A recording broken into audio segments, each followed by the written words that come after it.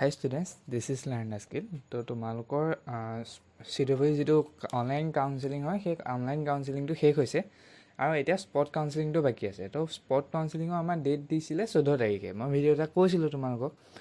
এতিয়া আমি প্ৰত্যেকখন কলেজে কেইটা বজাত মাৰিছে এণ্ড অল সেইখিনি আমি গম পাইছোঁ। তো সেইখিনিৰ ওপৰত মই ভিডিঅ' এটা বনাই দিব চেষ্টা কৰিছোঁ। ফাৰ্ষ্ট অফ অল আমি চাই লওঁ কোন কোন কলেজে ইয়াত পাৰ্টিচিপেট কৰিছে। আগৰ দৰে ঠিক জিষ্ট BVEC গোলাঘাট এণ্ড ধেমাজিৰ এই স্পট কাউন্সেলিঙত পাৰ্টিচিপেট কৰিছে। ঠিক আছে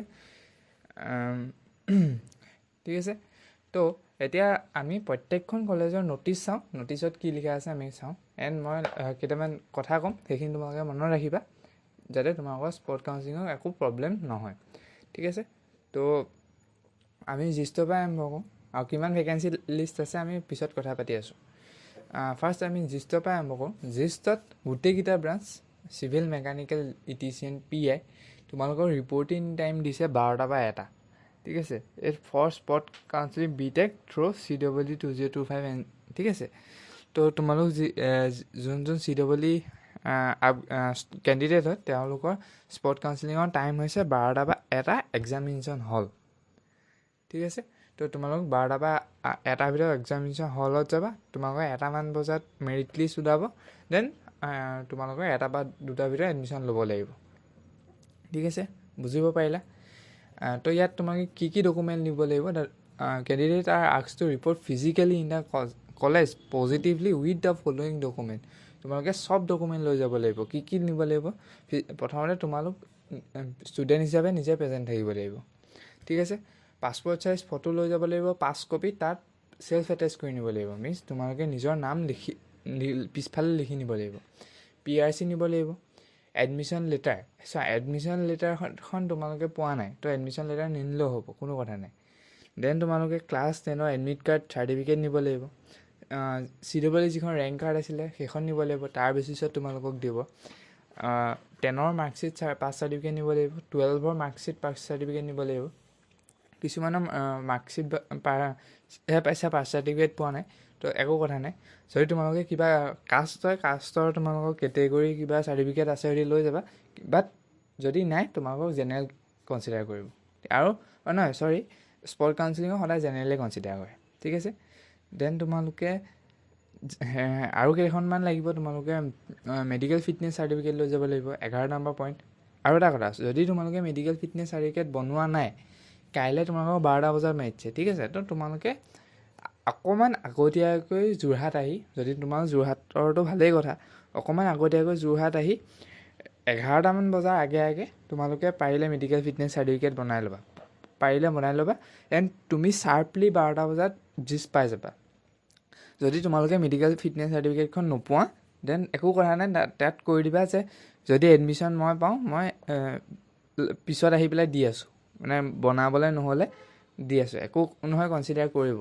ঠিক আছে এণ্টি ৰেগিংখন তোমালোকে ৱেবছাইটত বনাই ল'বা। ঠিক আছে এণ্টি ৰেগিঙৰ কি আছে সেইখিনি তোমালোকৰ ৱেবছাইটত দিয়া আছে, চাই ল'বা। ঠিক আছে আৰু তোমালোক যিহেতু CW তো তোমালোকে 11,250 টকাৰ লগত লৈ যাব লাগিব। যদি এডমিশ্যন পোৱা লগালগ সেইটো পে' কৰিব লাগিব। ঠিক আছে এডিশ্যনেলি তোমালোকে কিছুমান আৰু লৈ যাব লাগিব। কলেজৰ এডমিশ্যন ফৰ্ম লৈ যাব লাগিব, সেইখন তোমালোকে নিব লাগিব।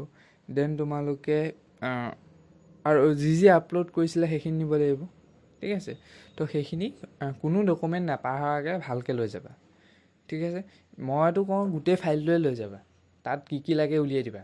আৰু প্ৰত্যেকখিনি ডকুমেণ্ট এটা জেৰক্স কপি উলিয়াই ল'বা। আৰু 1ৰ পৰা একদম 12 নম্বৰ পইণ্টলৈকে চিৰিয়েলি বনাই নিবা with original document and xerox copy. 1ৰ পৰা 12লৈকে একদম চিৰিয়েলি সজাই নিবা original document and xerox copy. ঠিক আছে এতিয়া কথা আহিল, ছাপ'জ মেৰিট লিষ্ট ওলালে তুমি প্ৰেজেণ্ট নাই। ঠিক আছে তো তোমালোকৰ ছিটটো কেঞ্চেল কৰি দিব। ঠিক আছে তোমালোক প্ৰেজেণ্ট থাকিবই লাগিব। ঠিক আছে all the vacancies will be fill as per মেৰিটৰ ওপৰত ফিল কৰা হ'ব। বইজ এণ্ড গাৰ্লছ হোষ্টেলৰ কাৰণে 11,000 টকা দিব লাগিব। লগালগ হোষ্টেল একমডেশ্যন হৈ যাব মে বি জিষ্টত। ঠিক আছে লগালগ 11,000 টকা তোমালোকে দিব লাগিব। ঠিক আছে the student will have to occupy the allotted hostel seats immediately ঠিক আছে তোমালোকে লগালগ 11,000 টকা দি হোষ্টেল যদি লোৱা লৈ ল'ব লাগিব ঠিক আছে induction programme BTech have already started সেইটো তোমালোকৰ ষ্টাৰ্ট হৈ গৈছে সেইখিনি আমি পিছত কথা পাতিম ঠিক আছে জিষ্টৰ ওপৰত যদি আচ্ছা অ'কে জিষ্টৰ ওপৰত যদি কিবা ডাউট আছে মোক সুধিব পাৰা মোক মেইল কৰিবা মই কৈ দিম এতিয়া আহিছোঁ আমি BBECলৈ BBECত this inform concern first semester BTech 14 আগষ্টত তোমালোকক মাতিছে কণ্ডাক্টেড বাই আছটো CWE যোন এপিয়াৰ হৈছিলে তোমালোকক মাতিছে CWE দিব লাগিব অফক'ৰ্ছ ৰিপৰ্টিং টাইম 11টা পৰা 1টাৰ ভিতৰত তোমালোকক মাতিছে 1:30মান বজাৰ ভিতৰত তোমালোকৰ মেৰিট লিষ্ট ওলাই যাব এডমিশ্যন টাইম 2টা পৰা 4টাৰ ভিতৰত তোমালোকে এডমিশ্যন ল'ব লাগিব ক'ত একাডেমিক বিল্ডিং ফাৰ্ষ্ট ফ্ল'ৰ তাত যাবা ষ্টুডেণ্ট থাকিব কৈ দিব ঠিক আছে এতিয়া কি ডকুমেণ্ট নিব লাগিব এডমিশ্যন ফৰ্ম BBEC এখন এডমিশ্যন ফৰ্ম আছে তো সেইখন লৈ যাব লাগিব with passport size photograph pasted in the paper position তাত লগাই ল'ব লাগিব ক'ত পাবা সেইখন ৱেবছাইটতে পাবা এই ন'টিছখন যে আছে সেই ন'টিছখনৰ তললৈ পাবা ঠিক আছে bank details photocopy of active passbook তোমালোকৰ পাছবুকৰ হেৰিটো লৈ যাবা CWE ৰেংক কাৰ্ডখন লৈ যাব তাৰ পিছত তোমালোকক এলট কৰিব HSLC এডমিট কাৰ্ড বা বাৰ্থ চাৰ্টিফিকেট এজ এ হেৰি age proof qualification on examination means marksheet pass certificate সেইখিনি লাগিব যদি তোমালোক কিবা কাষ্টৰ হয় দেন কাষ্ট চাৰ্টিফিকেট লৈ যাবা এণ্ড এণ্ট্ৰি ৰেগিং লৈ যাবা কেটেগৰী চাৰ্টিফিকেট নাই যদি কোনো কথা নাই চবকে এনেও জেনেৰেলে কনচিডাৰ কৰে ঠিক আছে হ'লেও লৈ যোৱাটো ভাল যদি আছে আৰু তোমালোকে 19,000 টকা লৈ যাব লাগিব যদি এডমিশ্যন পোৱা লগালগ সেই 19,000 টকা পে' কৰিব লাগিব ঠিক আছে student are asked to attend the induction programme classes okay এইটো বাৰু হ'ব ঠিক আছে আৰু এটা কথা ইয়াত কিছুমান ডকুমেণ্ট লিখা নাই ছাপ'জ এণ্ট্ৰি ৰেগিং লিখিছে বাট কিছুমান লিখা নাই তো ফাৰ্ষ্ট বা ছেকেণ্ড কাউন্সিলিঙত বিশেষকৈ ফাৰ্ষ্ট কাউন্সিলিঙত BBEC কি বিচাৰিছিলে সেইখিনি তোমালোকে ভালকৈ চাই পেলাই লৈ যাবা ঠিক আছে আৰু যদি সেই আৰু এটা কথা জিষ্টত কি ডকুমেণ্ট বিচাৰিছে সেইখিনি চাই ল'বা সেইখিনি ডকুমেণ্টৰ লগত লৈ যাবা ঠিক আছে ডকুমেণ্ট এৰি থৈ নাযাবা আৰু এটা কথা 2খন কলেজৰ কাৰণে কৈছোঁ যদি গেপ চাৰ্টিফিকেট আছে গেপ চাৰ্টিফিকেট লৈ যাবা গেপ চাৰ্টিফিকেট লাগিব ঠিক আছে এতিয়া আহিছোঁ আমি বৰাক ভেলীত 14 আগষ্টত 9:30 বজাৰ পৰা তোমালোকক ফৰ্ম ডিষ্ট্ৰিবিউশ্যন আৰম্ভ হ'ব 11টা বজালৈকে তোমালোক যিমান পাৰা সোনকালে যাবা ঠিক আছে দেৰি কৰি নকৰিবা তাৰপিছত তোমালোকক 11:30 বজাত ফৰ্ম ছাবমিট কৰিব লাগিব ইটছ এণ্ড এভৰি ওৱান ঠিক আছে 14 আগষ্ট সেইদিনাখনে 11:45 এঘণ্টা তোমালোকক স্কুটিনি কৰিব মিনছ তোমালোকক চাব কোনে ক'ত এডমিশ্যন পাব দেন 1টা বজাত তোমালোকৰ মেৰিট লিষ্ট ওলাই যাব 1টা বজাত মেৰিট লিষ্ট ওলোৱাৰ পিছত 1:30 বা 3:30 ভিতৰত তোমালোকে এডমিশ্যনটো ল'ব লাগিব এতিয়া তোমালোকৰ ইয়াৰ ইম্পৰ্টেণ্ট নোট লিখা আছে কি লিখা আছে all the vacancies will be as per subjective to availability of seats ঠিক আছে কিমান ছিট আছে তাৰ ওপৰত ডিপেণ্ড কৰি তোমালোকে ছিট পাবা list of candidate selected for document verification will be display on institute notice board ঠিক আছে যোনে ছিট পাবা তোমালোকৰ ন'টিছ ব'ৰ্ডত দি দিব ঠিক আছে if any candidate selected for document verification is not found absent during schedule time his selection will be cancel immediate যদি ষ্টুডেণ্টজন প্ৰেজেণ্ট নাথাকে দেন ছিটটো ইমিডিয়েটলি কেঞ্চেল হৈ যাব ঠিক আছে ইমিডিয়েটলি কেঞ্চেল হৈ যোৱাৰ পিছত বেলেগক ছিটটো দি দিব তো তোমালোকে নেক্সট নাপাবা ঠিক আছে ডিউৰিং এডমিশ্যন তোমালোকে এডমিশ্যনৰ টাইমত ন' ব্ৰাঞ্চ পাবা সেইটো মই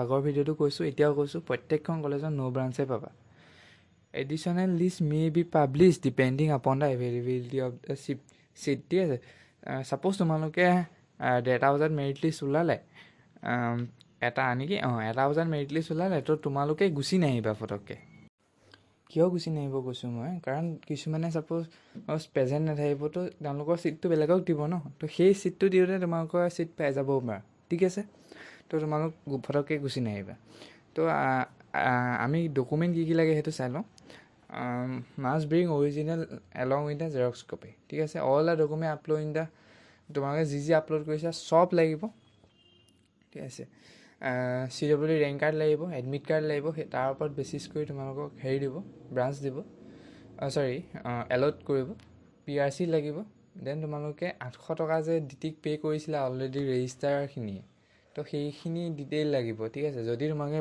পে' কৰা নাই, নতুনকৈ পে' কৰি পেলাই লৈ যাব লাগিব। সেইটো প্ৰত্যেকখন কলেজতে এপ্লিকেবল, ঠিক আছে। Copy of bank passbook SBI হ'লে ভাল হয়।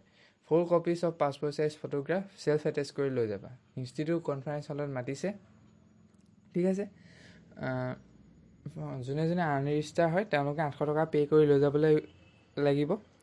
আৰু এটা কথা, যোনে যোনে এডমিশ্যন পোৱা ইন দি মিন টাইম তোমালোকে 18,800 টকা দি পেলাই এডমিশ্যনটো ফিক্স কৰিব লাগিব। আদাৰৱাইজ তোমালোকে ছিটটো কেঞ্চেল হৈ যাবলৈ, ঠিক আছে। বুজি পালা?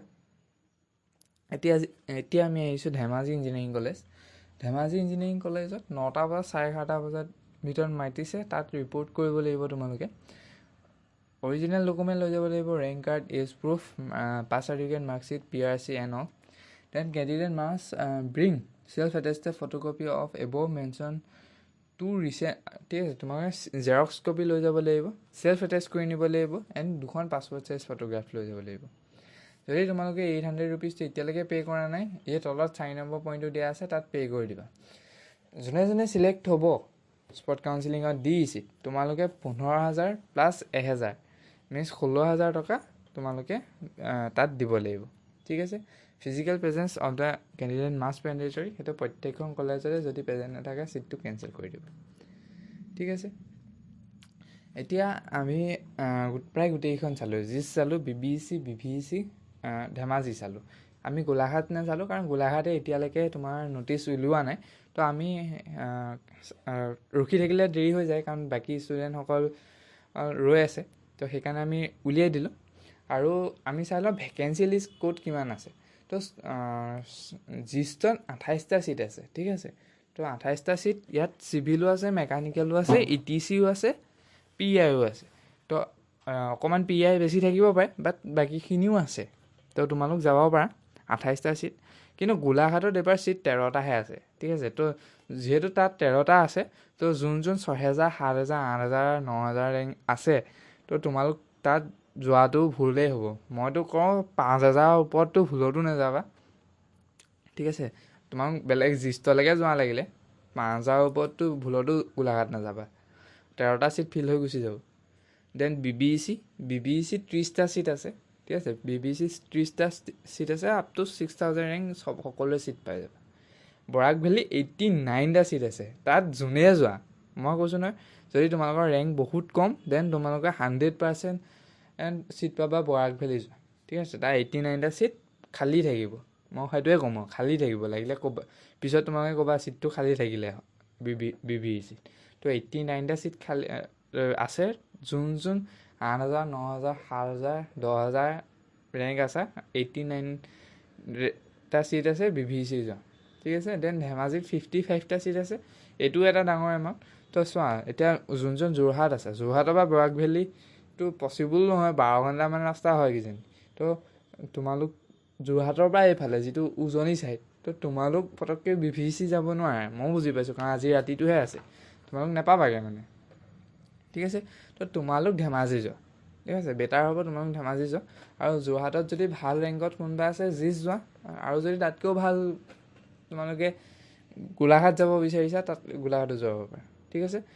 খালি যাৰ ল' BBC যাব ট্ৰাই কৰা, ছিট পাই যাবা, ঠিক আছে। তো বুজি পালাই ন'টিছখনত কি। আৰু এটা কথা, স্পট কাউন্সিলিঙত তোমালোকৰ ছিট কেঞ্চেল হ'ব পাৰে যদি তোমালোকে ডকুমেণ্ট ভালকৈ নিনিয়া। তো ডকুমেণ্ট সকলোবোৰ ভালকৈ নিবা। ইলিজিবিলিটি ক্ৰাইটেৰিয়া যিটো কৈছিলোঁ মই লাষ্ট ভিডিঅ'ত, সেইখিনি তোমালোকে মেইনটেইন হৈছে নে চাবা। তাৰপিছত তোমালোকে স্পট কাউন্সিলিঙত পাৰ্টিচিপেট কৰিবা। সকলোৰে ভাল হ'ব, মোৰ বিশ্বাস আছে, ঠিক আছে। বেষ্ট অফ লাক, সকলোৰে ভাল হ'ব।